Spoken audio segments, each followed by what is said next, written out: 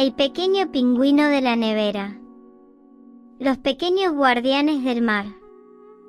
En las costas del sur de Nueva Zelanda, donde el viento sopla como si quisiera contar secretos, viven unos animales diminutos y elegantes, los pingüinos azules. Son los más pequeños del mundo, apenas del tamaño de una botella de leche. Sus plumas no son negras, sino de un azul profundo que brilla al sol, como si hubieran robado un pedazo del océano para vestirse con él. Por las noches suelen volver a tierra firme, caminando entre las rocas con su paso tambaleante y decidido.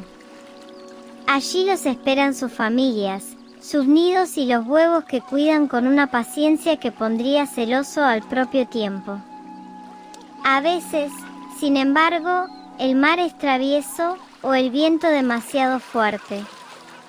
Y en ese baile de olas y espuma, algunos pequeños se pierden. Esta historia habla de uno de ellos. Y también de dos niños que aprendieron que la ternura puede tener plumas y olor a sal. La familia del acantilado. Era una mañana dorada, de esas en que el sol parece una fruta madura colgando del cielo. Una familia de pingüinos descansaba en la orilla, cerca de unas rocas donde las gaviotas gritaban como si discutieran por los derechos del aire. El mar era suave, y la brisa traía el aroma de algas y conchas secas. Entre ellos había un pequeño, el más curioso de todos. Le gustaba apartarse del grupo, observar los reflejos del agua y perseguir las burbujas que se escapaban de las olas. Cada tanto tropezaba con una piedrecita y caía, pero se levantaba enseguida, agitando sus aletas como si pidiera disculpas al mundo. Su madre lo miraba con ternura y su padre vigilaba el horizonte. Nadie imaginó que una ola más alta que las demás, juguetona y distraída, lo arrastraría mar adentro, girándolo como una hoja en el viento. Dos niños y un hallazgo brillante. No muy lejos, en la misma playa, dos hermanos jugaban en la arena. El mayor, de 12 años, tenía una sonrisa pícara y los pies llenos de ideas. Le gustaba hacer castillos que parecían fortalezas y luego destruirlos, solo para ver cómo el mar se llevaba las torres. La pequeña, de 7, era su contrario, dulce, paciente, siempre con un cubo en la mano y un cangrejo en la otra. Hablaba con los animales en silencio, con la mirada. Ese día, la familia de los niños había ido a pasar el día frente al mar. Los adultos, como siempre, se veían de cintura para abajo, moviéndose entre sombrillas y neveras, ajenos al verdadero cuento que estaba por empezar. Fue entonces cuando el niño vio una figura diminuta moverse entre las algas, un pequeño pingüino, perdido, con el plumón aún húmedo y los ojos grandes como botones mojados. El sol lo hacía brillar.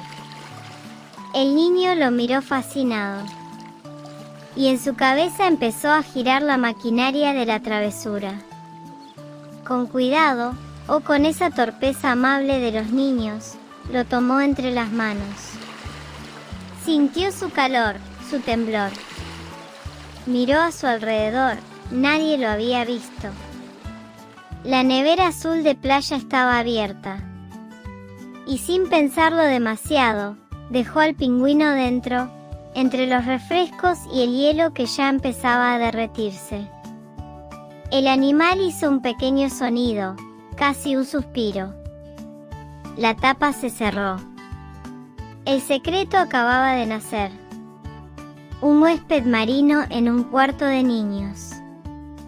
De regreso a casa, el niño llevó la nevera consigo. El trayecto fue largo y caluroso, y en su interior, el pequeño pingüino soñaba con agua fresca y olas lejanas. Cuando llegaron, el niño la escondió en su habitación, justo debajo de la cama. Esa noche, mientras el mundo dormía, algo se movió dentro. La hermana pequeña fue la primera en descubrirlo. Abrió la tapa y sus ojos se iluminaron como faros. El pequeño pingüino la miró, quieto, respirando rápido, con las plumas erizadas. La niña sonrió, sin decir palabra. Sacó al animal con cuidado y lo arropó con una toalla suave, dejándolo sobre una alfombra que olía a jabón. Durante los días siguientes, la casa se llenó de un nuevo sonido. Un leve chapoteo en un balde de agua, el crujido de las toallas secándose al sol, y el ronroneo húmedo del animal cuando dormía. El hermano mayor, curioso y travieso, lo observaba con aire de inventor. A veces lo hacía caminar sobre la mesa o rodar dentro de una caja. Reía cuando el pingüino protestaba con sus chillidos cortos. No lo hacía por crueldad, solo quería ver hasta dónde llegaba el asombro. Pero la niña, protectora y dulce, estaba siempre cerca. Le preparaba pequeños trozos de pescado, lo acariciaba y le hablaba con los ojos. El pingüino empezó a reconocerla. Cuando ella entraba, movía las aletas. Cuando el hermano lo molestaba, se refugiaba en sus manos. El cuarto olía a océano y ternura, y el verano seguía su curso.